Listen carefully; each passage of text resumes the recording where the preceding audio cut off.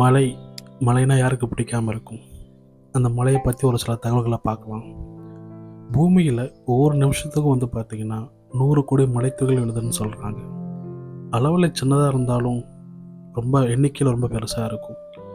அடுத்து ஒரு மலைத்துளி பூமியை சேர நேரம் பார்த்திங்கன்னா 10 கிலோமீட்டர் ஸ்பீடில் பூமியை சேருது.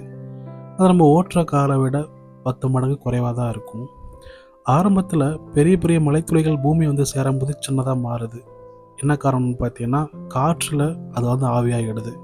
அந்த ஆவியாகிறது பெயர் தான் பார்த்தீங்கன்னா விர்ச்சுவல் ரெயின் அப்படின்னு சொல்லுவாங்க. ஸோ மழை என்பது பார்த்தீங்கன்னா இயற்கையின் அறிவியல் அதிசயம். கண்டிப்பாக இந்த வீடியோ உங்களுக்கு பிடிச்சிருக்குன்னு நினைக்கிறேன். பிடிச்சிருந்தா லைக் பண்ணுங்கள். மழையை நேசிக்கிற உங்கள் நண்பர்களுக்கு ஷேர் பண்ணுங்கள். நெக்ஸ்ட் வீடியோவில் பார்க்கலாம். பாய்.